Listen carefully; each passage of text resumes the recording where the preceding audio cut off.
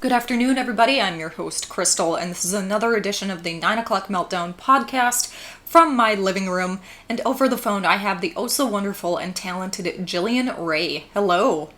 Hello. Excellent, excellent. Thank you so much for taking time out of your day to talk.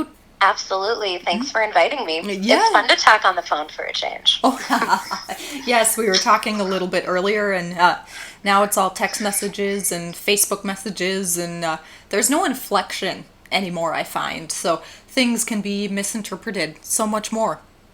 Mm-hmm. Agreed. Yes, yes. And you are a Minneapolis-based musician. Mm-hmm. That's right. All right, wonderful. Have you been down there long? Yeah, let's see. I believe I'm on year 12 down here. Oh, wow. Mm-hmm. Wow. What brought you down there? Music, actually. I mean, that's all I do.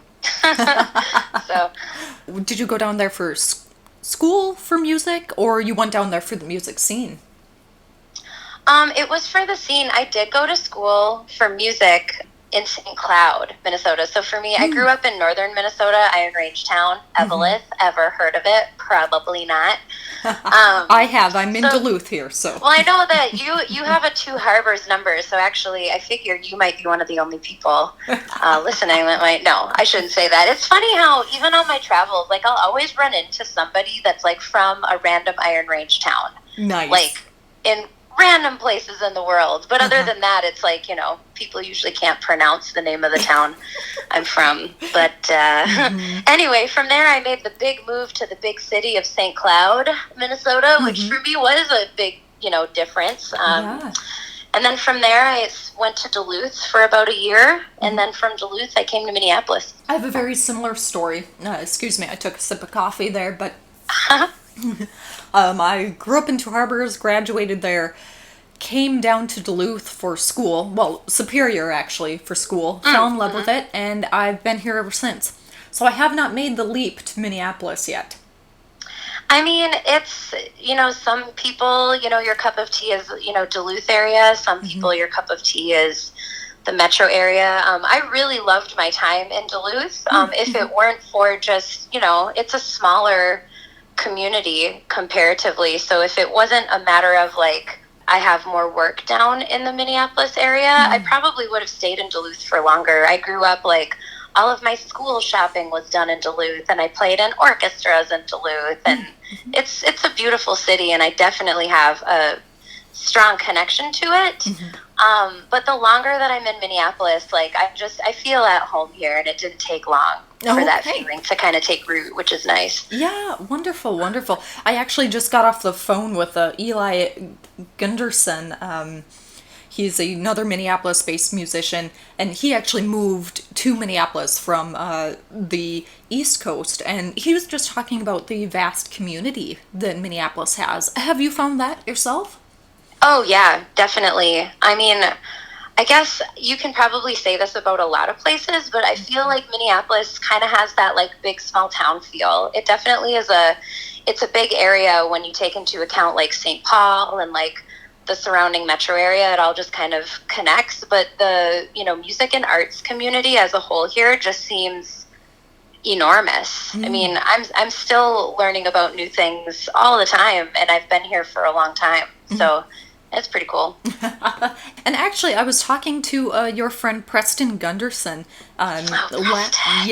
last week, and we talked about the song that you had done together, and Preston told me that you actually, the both of you go back quite a ways into the high school years and playing music together. Yeah, actually, the funny part, so I don't remember who dubbed this nickname for me, but it's definitely stuck, like, just on the social medias and whatnot. There's, like, a hashtag Grandma Jillian that floats out there, which I've totally earned that title. I'm not mad about it. But it just goes to show the way that I really met Preston, who I love him so much. He's such a talented and beautiful human being in all the ways. But I actually played music with his mom when I was young.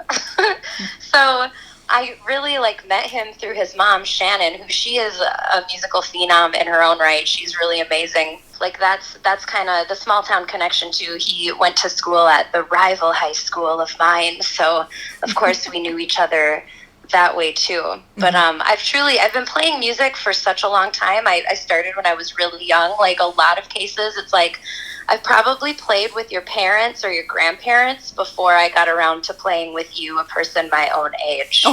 Is kind of how my journey has gone. Okay, excellent. And that actually leads me into my question. How did you get started in music?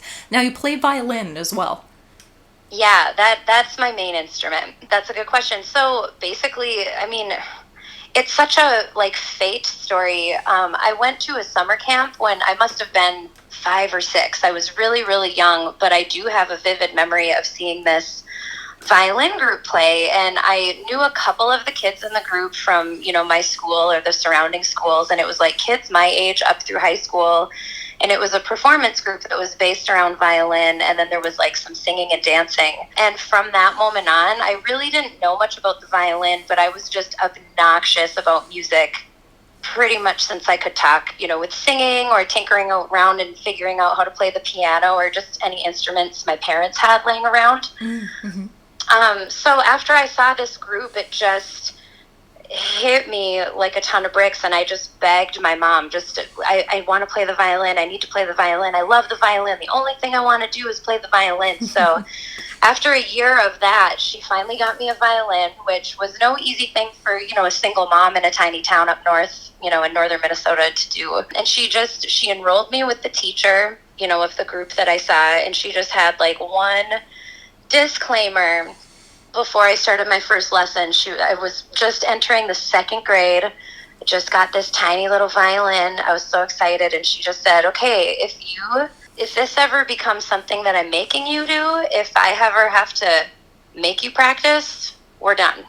You know, if you're going to do this, you're going to practice, and it's going to be because you like it." And it was just like, sure thing, noted. And I became in love, and it was kind of like the thing that I've been enamored with all through childhood. So with that group, I started performing with the group that I saw. I started taking from the teacher. Her name is Helena Pakala, a lovely, fiery Finnish woman. Okay. Who just so happened to be located in, you know, northern Minnesota at the time. I think she's down in the metro area now, and she's either still teaching or maybe just recently retired. I'm not quite sure. But I joined the group and started performing and touring when I was maybe around 9 years old. And really, a lot of people do sports and stuff. Like I did violin growing up. So excellent. So it sounds like it's been almost a lifelong kind of career choice for you. Yeah, it's always funny. I think the first interview I ever had where, you know, the word career was used, it took me aback, and I know that there was a lot of editing done because I think I had to sit there for like a solid minute because I never really thought of, you know, in choosing a career, it's just like doing music, playing music, learning and performing music has kind of just been the only thing I've ever focused on. Or I guess there wasn't ever a question that I would do anything else. It was like, this is the thing I'm good at and the thing I like. So this is the thing I should do, right? You know? From playing violin to being very, very young playing violin, kind of all the way up, it sounds like through high school and college even. Now you are Jillian Rae of the Minneapolis metro area. Yeah, I guess when you put it that way. I love it. It's a fast track. Don't worry. What was your first album like? Oh, man. Well, I feel like in a lot of ways, it was probably a very typical first album made by an indie artist, but also, on the other hand, I feel really lucky that going into it, I had years and years of experience playing in bands and being a part of the record-making process as like a side, you know, violinist or backing vocalist in a lot of groups. So going into my first record experience, like as a solo artist, as Jillian Rae, I really had a clear idea. I knew exactly what I wanted. I didn't necessarily always know how to execute it, but I feel like if I was just going in cold and it was my first recording experience at all, it would have been an entirely different record. So luckily I had some recording, well, I shouldn't say some, I had about maybe like a decade of recording experience with other people's music. Going into it. Yeah. And really, like, my journey of becoming a solo artist was kind of like, I don't know, I'm a bit of a late bloomer, I guess you could say. It took a while for me to like step out into the forefront and put my own music out there, because I was just so focused. Like, first I was just on the classical music orchestral track for a long time. Then I started playing in bands when I lived in Duluth, and kind of just like took off in that direction and creating original music, but never with, you know, lyrical songs that I wrote. Even though I was writing them, I just really never deemed myself a songwriter, I guess, but I always considered myself a singer. So I think I was motivated to sing more. So I guess it was like, well, here's a collection of songs that these are the ones I'm the least embarrassed about to sing in front of people. So let's start with these, you know, and then that's how, you know, forming the band and choosing the songs for the first record sort of, you know, came about in its infancy, I guess you could say. Let's talk about kind of being in other bands for a start. I mean, did that really kind of cultivate your stage presence?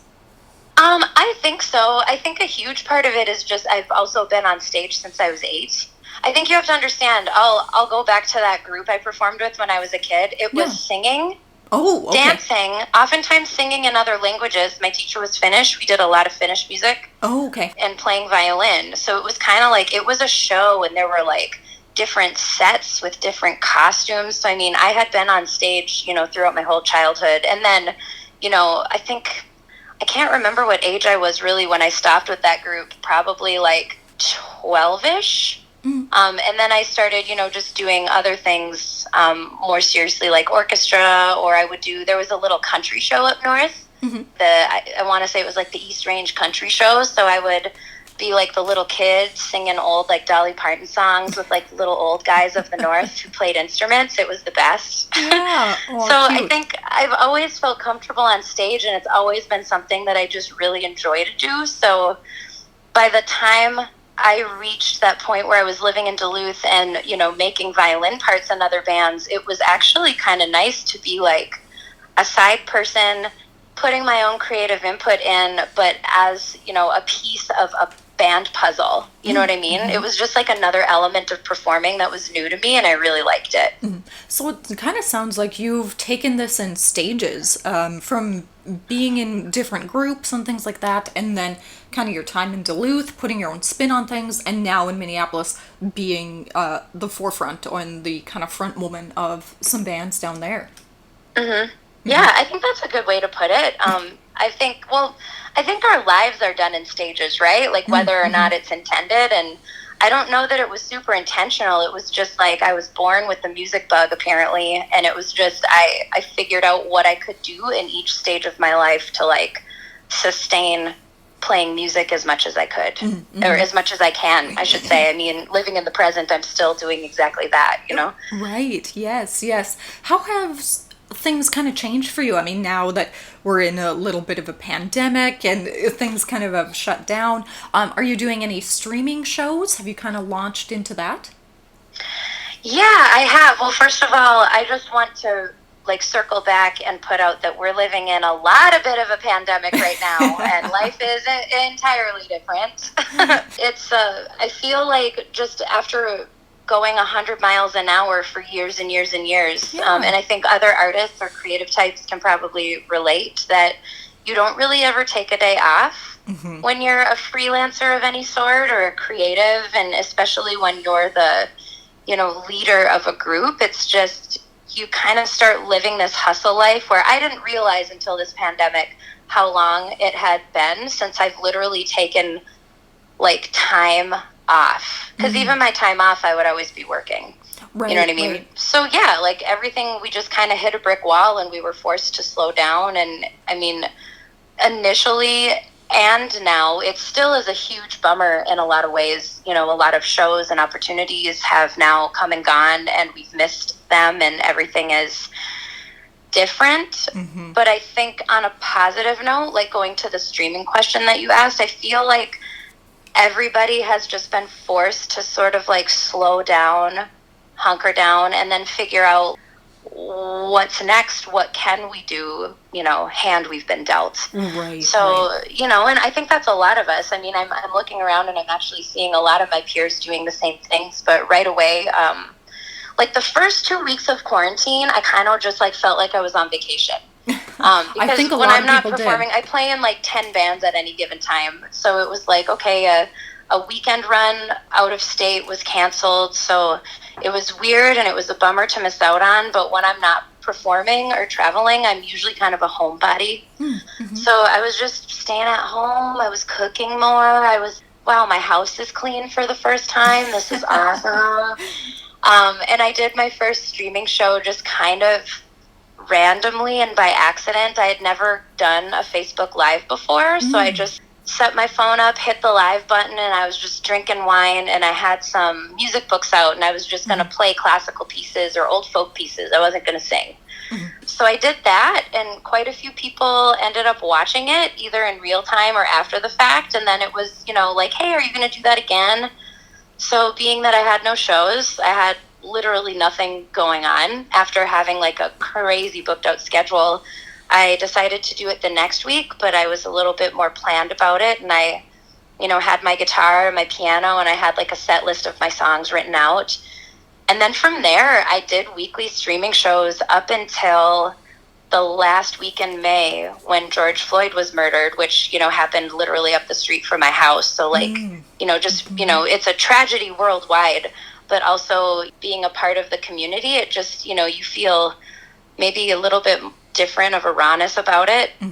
Like, when you look out your window and there's just hurt and chaos and whatever. So that week I was going to do it, and I just couldn't. It just didn't feel right. I wasn't feeling good. The whole world was sad. Right. On top of the pandemic. So I was doing regular streaming shows up until that point. Took a few months off, reevaluated, and I actually did my first one back last week, and it felt really, really nice. Have you been doing any more writing, lyric-wise? I would have been embarrassed to answer this question about a month ago, but I think I'm in a better place. Truly, I went through sort of a weird... Well, I shouldn't say weird. It's trauma that we're all living through, whether or not that's how we're labeling it. But from the best way that I can describe it, just living through this pandemic, and even when we aren't really seeing the reality of it, just knowing, and you're in your little house bubble, and then you read the news and see the numbers of people dying and real things happening. That is kind of like an umbrella of trauma that you're living under, and worry and stress that's maybe outside of you. Right? So it took me a while to realize, like, that is what's going on, and that is the reason why I couldn't write. I was journaling, but I could not write a song for, pretty much this whole time until about like a month or two ago. And now everything is just spilling out of me, probably because I just needed that time to process, and I'm in a healthier place right now, I guess, which I know everybody's journey is different, and hopefully to anybody listening that might have had the same problem. I was beating myself up over it big time, and now I realize I hate the word normal. Like, normal doesn't exist. There is no normal, but I think that is pretty common to happen. And by the time I just let go and thought, like, you know what, maybe I'm not meant to write right now. I'm not going to force it. I'm just going to, like, try to do things to take care of myself and put my headspace in a healthier place. And now I'm just like exploding. That's what's happening over here. All right. And yes, to kind of attest to what you were saying, I mean, I think a lot of us went through basically shock at the beginning of the pandemic, and then George Floyd, and then globally what's going on. I mean, all of us are in a state of shock, and yes, in a state of trauma, and it's a new normal that we have to kind of sift through, and that we have to kind of reevaluate and re-understand. Lyric-wise, and now I've seen you perform before, I've heard your music before. You write these absolutely wonderful, insightful songs. Lyric-wise, Thank you. Yes, of course. Lyric-wise, do you pull from your own experiences? Do you kind of pull from your emotions? Absolutely. Just maybe right before the pandemic hit, probably like starting last fall, I actually kind of started a different thing where I was sitting down and trying to just write a little bit more outside of myself as an exercise. I mean, and I know everybody who writes, we try different things and there's so many different, ways to go about it. But naturally, like on any of the records that I've put out, for sure, anything that I've like publicly released, it's all pretty personal. It's a mostly personal experiences, and the few that aren't are either, experiences of people closely related to me in my life in some way, shape, or form, and definitely, my own emotions. So that's kind of part of my whole deal. I feel like I want to encourage to people that it's okay to put I don't want to say best self, to just put yourself forward. So like the good feelings, maybe the vulnerable, scary feelings, because almost everything we go through is relatable in some way, shape, or form to someone. So that's kind of been my mantra. When I first started, like I mentioned before, I was not confident at all in sharing my own music in the beginning, and just meaning not the melody or like the musical part, but the lyrical and writing part was really scary for me. And that is kind of a reason why I chose the first grouping of songs that I did to put out there, was because, they were vulnerable. They were coming from a very real place for me. And even though I was scared, I kind of had to work through that. And like, if these songs could like bring joy to or help one other person outside of me, then it was all worth it. So that's kind of how I've like put myself forward as far as the material that I put out there ever since. All right. Wonderful. Excellent. Excellent. Anything kind of coming up for you? Any more live streaming shows? I mean, you said before that you've got 10 different bands that you work with. That's quite a few. And like, I have trouble keeping track of one band that I'm in, let alone 10. So hats off to you for doing that.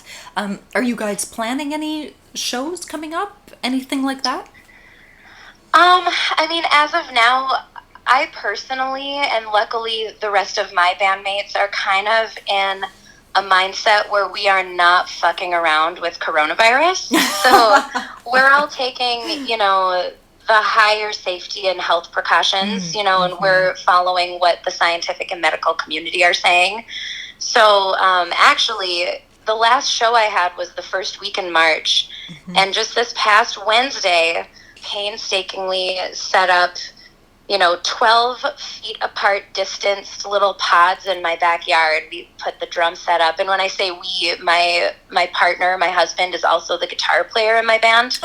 And he runs sound and all this stuff. So together we like set up 4-person, safely distanced setup for all of us. And we had our first band rehearsal outside this past Wednesday. It was our first time playing music together in 5 months. And it was just like, I'm probably going to cry just thinking about it. It was so magical and so amazing. But other than that, I definitely plan to continue kind of just on a scheduled basis, not necessarily on an every week basis like I did before, streaming shows. And that could be solo or with my partner, Eric, playing with me. But as far as shows with a band, I would need a really perfect situation ensuring the safety of myself and my bandmates, but also the safety of the audience, in order to feel comfortable doing that. Because really, like, all of our shows have been canceled. A few of the outdoor festivals that we had on the books still, that they were still trying to make work, at the end of the day, I had to decline playing those, because if I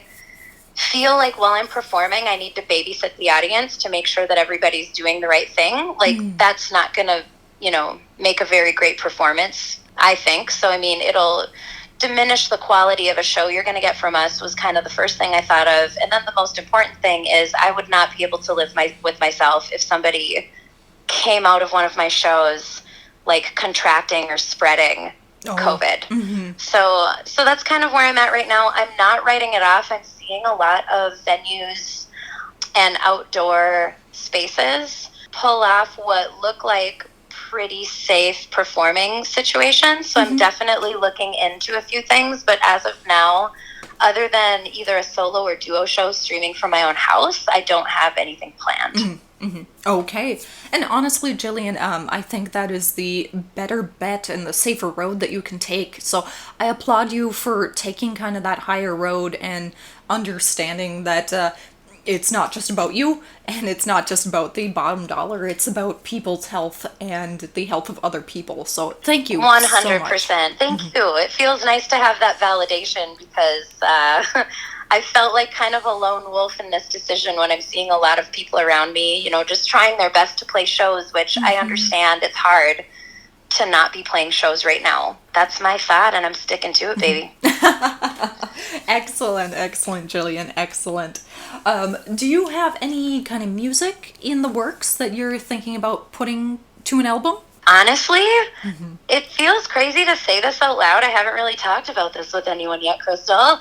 But I mentioned to you that I just was not able to write almost this whole time. And now, you know, these songs have been pouring out of me.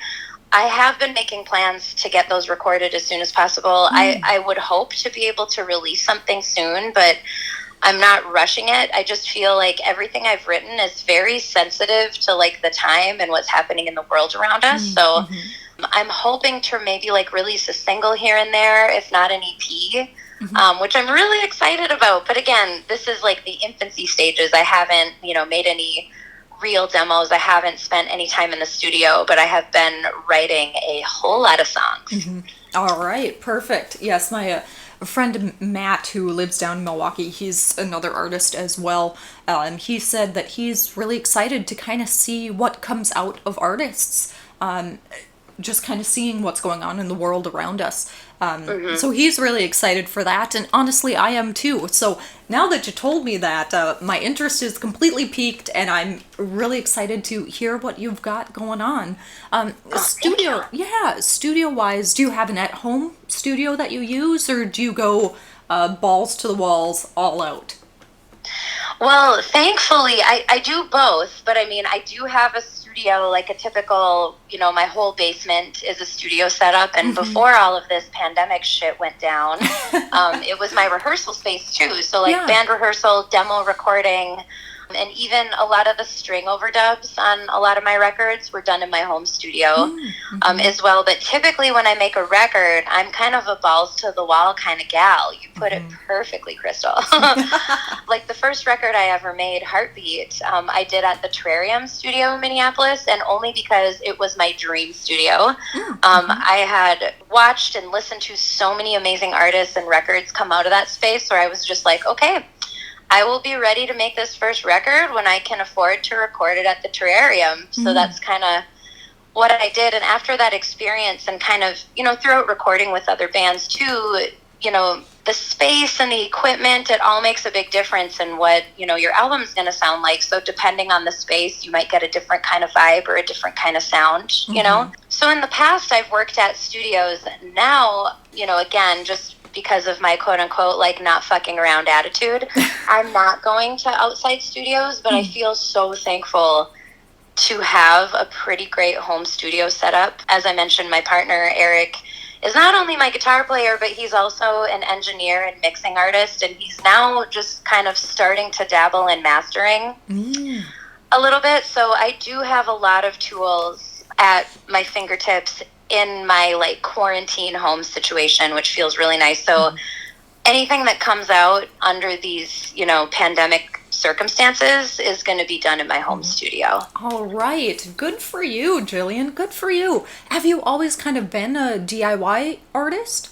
In a sense, I guess. I mean, I've always, like I mentioned, you know, anything that I've needed to, like I can just record at home here. And I mean, it's taken years, but we've built our studio up now where we have like a lot of the equipment that we've always wanted and, you know, that sort of thing. I have a microphone that I know my voice sounds great in, so I'm going to use it all the time, that sort of thing. But yeah, I guess I feel like, and maybe I'm just like taking this question like to a way analytical level, but I feel like in a way, any indie non-label signed artist, like we kind of have to be DIY. Like that's kind of what the nature of the whole like independent, I hate saying the word label because I'm saying opposite of a record label. What like the independent title is that you are doing a lot of things on your own and according to budget when you can, you know, hire out or go work at a studio. That's all, you know, it's all dependable on,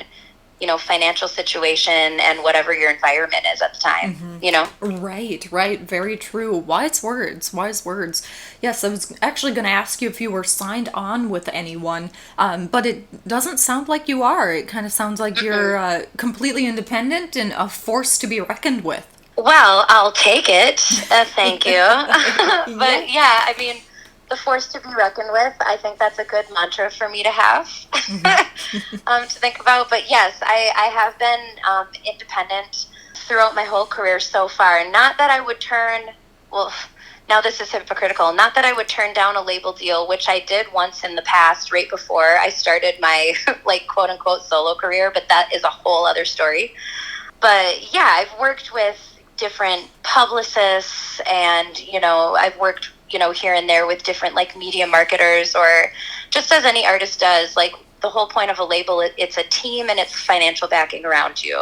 Right? So luckily throughout my career, when I've been able to sustain that, I have been able to put a team around me and hire certain individuals that I love, or that I've admired their work to help me in certain facets. But for the most part, I am the CEO and I am the creative and I am the janitor and all those things of this, Jillian Rae enterprise, if you will. Right. What has been the most difficult part of kind of being your own boss, basically? Oh my gosh, hands down, just anything on the business sort of things, like bookkeeping, that is not easy. I mean, I work with a tax professional and whatnot, but just most musicians are not organized. I mean, and I'm not saying this as a bad thing, but luckily I'm one of the only type A people that I know, in my job, and I'm still I wish I had my shit together. It's together enough, but I mean, organizationally that can be really hard. And I know some people who just do the bare minimum and they're still able to just get to where they need to go and get all the things properly filed and whatever. I have way high levels of anxiety, way too high to operate that way. So I worry about things too much. So yeah, between bookkeeping and I would say, press and marketing, it is really hard to do that for yourself, which is why early on, I've always made it a priority that I'll do everything myself to a point, but then I will almost always try to find somebody to work with to at least help lighten that load, because it's a full-time job in itself. So if you are doing that really well, you probably aren't writing songs or, doing the creative things that as an artist, that should be your number one thing that you're doing. I hear that. Has social media kind of helped you in that way? Oh, 100%. I feel like indie artists probably wouldn't exist in the way that we do without social media, for sure. Because even just taking an ad out in, a newspaper to advertise for a show, if that's something you want to do, can be, hundreds, if not upwards of $1,000 for one show. You know what I mean? Yes. So on an independent level, I think social media marketing, I think it's the thing that keeps most of us alive, for sure. But on the other hand, I have a really hard time just with time management with that. I've really learned a lot and I've gotten better with it through the years, but it gets really hard to stay up on all the facets of even social media marketing, let alone managing your website and whatnot. So it is also something that can become really time consuming if you don't have a really good plan going into it. Right. Almost sounds like you have a list going every week or every day to kind of help keep yourself on track. Yeah. I mean, honestly, it's interesting that you say that, because really my calendar was my list for so long, and then it was just boom, boom, boom, here's all the things that has to happen for a show, or just going into the planning of a release or whatever. And now that there are literally no shows on the books, I've been that's part of what I've been doing, is just kind of compiling, let's make this into a list, how to ... get all this stuff done on an indie level for whatever it is that you're doing, whether or not you're a performer or, a visual artist. So I've been actually able to spend a little bit of time putting things like that together, just for my own sanity, but I mean, now that I'm saying it out loud, I feel like it could be a resource that I could share with other people, and it could be pretty helpful. Yes, excellent, wonderful, absolutely wonderful, Jillian. I love it. I'm a list person myself, so you kind of have to be. Same. I get made fun of so much. Everyone in my band is pretty tech savvy, which pretty much everyone in the world is right now, and pretty much like I know how to use my phone. Yeah. And that's about it. I'm like what one would maybe call technologically challenged. So I have my phone calendar and everything up to date there, but I'm still a person that uses a paper planner, and I have to, like, I'm a checklist for every day kind of person. And I prefer to use a pen and paper. Even in writing music, there's like software out there, Finale and Sibelius, for electronically like writing out music, and I'm a person that like sits at the table and I write it out on manuscript paper. That's just the way I roll. Yeah. Oh, so now I can see Grandma Julian and why that kind of fits. Yes, that is correlative, isn't it? It is, Jillian, it is. So it sounds like you've got some writing going on. You're looking ahead to some more live stream shows. What else do you have in the books besides kind of laying out your next path and your next move? That is a really great question to be asked, because I think normally that would have been it. Like my music career is everything. I teach lessons, kind of freelance style on the side. So I always have that going on, which now, of course, I'm doing electronically. But for the first time in my life, I've recently put on the producer hat for somebody else's music, which I'm really excited about. So actually during this time, and it's actually starting to ramp up more now than it has throughout the whole pandemic, but I'm working on making a record and doing, arrangements and the whole 9 yards for another artist's music that I'm really excited about. Very cool. Are we privy to the artist's name or not yet? You can be privy to the artist's name. She is a Minnesota native, but has spent the last several years down in Santa Fe, New Mexico. So her name is definitely more recognizable down in Santa Fe, I would say. But I mean, once this record comes out, I think she's gonna, become a little bit more of a household name. Her name is Vonnie Kyle. And if you haven't heard of her, just like on the Minnesota side of things, she spent some time as Mark Mallman's lead guitar player for his live shows. Oh, wonderful. So if you're a Mark Mallman fan, which we all are, right? I mean, you've probably witnessed Vonnie playing mad guitar licks with Mark. Very cool. Jillian, how did you take on the producer side?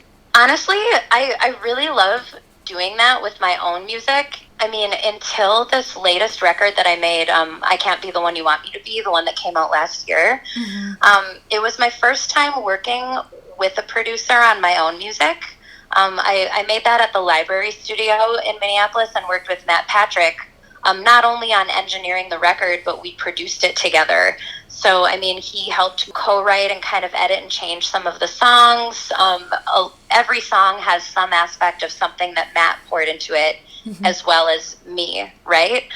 And that experience was just so awesome. I think something about it just opened my brain up to thinking about music differently. Like even when I'm hearing demos from my friends or just, listening to my fellow indie artist peers and colleagues, around town here.